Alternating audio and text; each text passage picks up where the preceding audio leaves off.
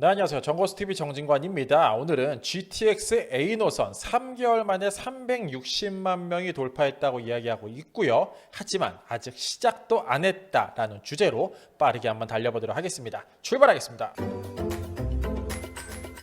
자, 뉴스 하나 보고 시작하도록 하겠습니다. 경기도 광역급행철도 3개 노선안 확정이라는 기사 제목이 되겠고요.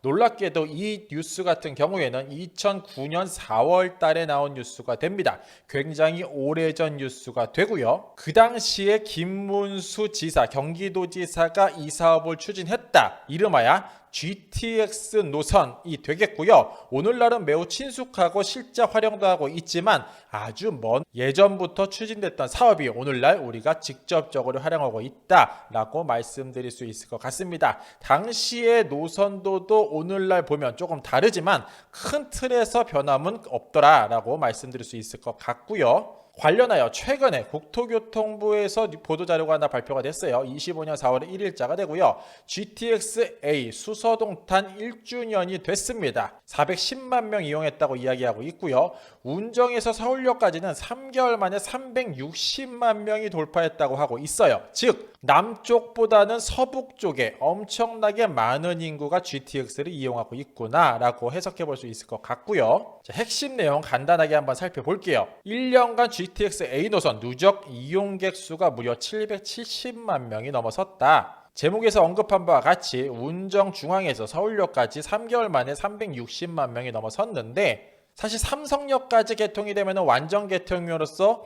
요 모든 것들이 하나로 연결이 되죠.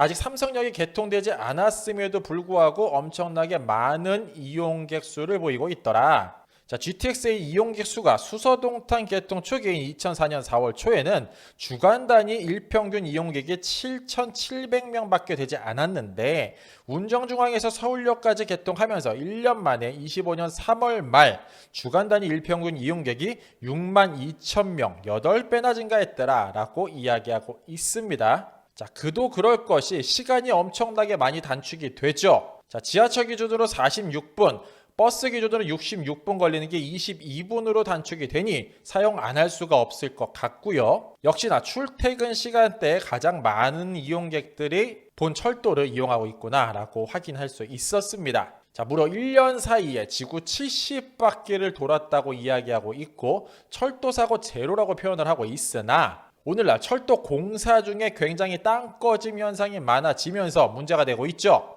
어쨌든 철도 사고뿐만 아니라 공사 현장에서도 제로 모습이 보였으면 하는 바람이 있습니다. 그런데 앞으로 GTX A 노선을 이용할 고객들이 훨씬 더 많아질 수밖에 없어요.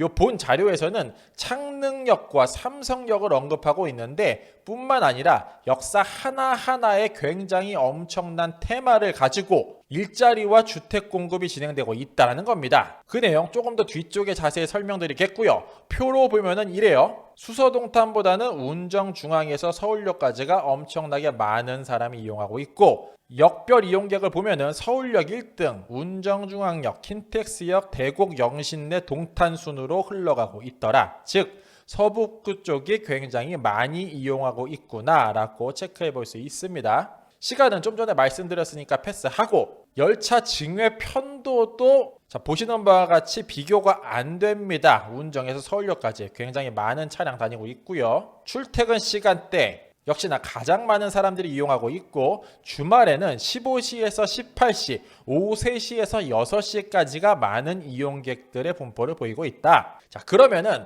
이 역사 하나하나의 지도에서 살펴보면은 어떠한 테마를 가지고 그 주변이 어떻게 개발되고 있기에 앞으로 이것을 이용할 고객들이 더욱더 많아질 수밖에 없는가? 이 부분에 대해서 한번 말씀드려 볼게요. 자, 역사가 오늘날 다니고 있는 것들이죠. 운정중앙, 킨텍스, 대곡역, 연신내 서울역이 서북부에서 다니고 있고요. 앞으로 고양 창릉과 삼성역이 추가적으로 개통될 예정이에요. 자, 가장 먼저 파주 운정 신도시 같은 경우에는 지금 3기 신도시가 한창 개발되고 있죠. 그런데 2기 신도시 개발 내에 들어갔던 것이 바로 운정 신도시가 되고 아직도 운정 중앙역 인근에는 주택 공급이 멀었어요. 총 7만 8천 세대 20만 명 넘게 들어갈 예정이고요. 법원 일산당 개발도 한창 진행 중이고 조금 더 구체화되고 있다. 즉 인구와 일자리가 폭발적으로 늘어날 예정이다 말씀드릴 수 있고요.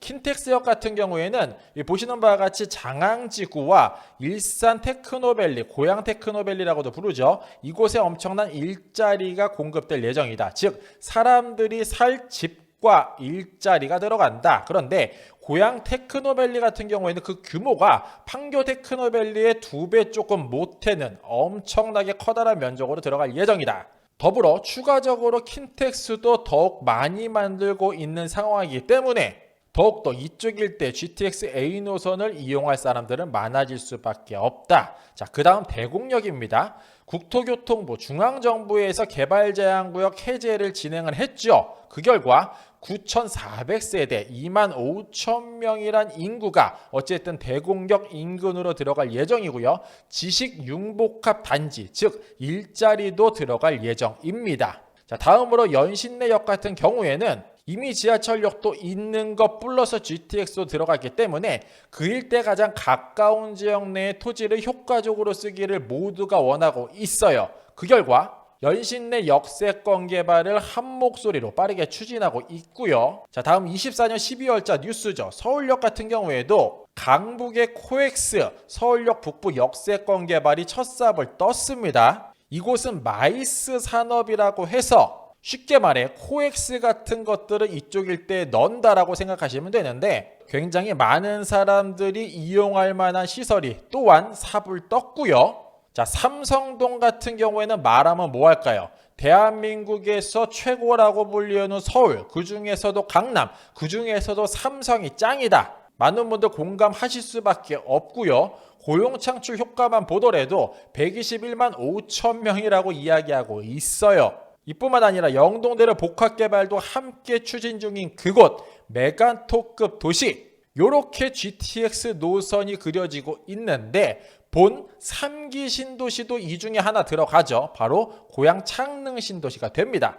자, 무려 3만 5천 세대 8만 5천 명이라는 인구가 이쪽 일대로 들어가게 될 예정이고요. 이 파란 색깔 섹터 같은 경우에는 일자리 공급을 앞두고 있어요.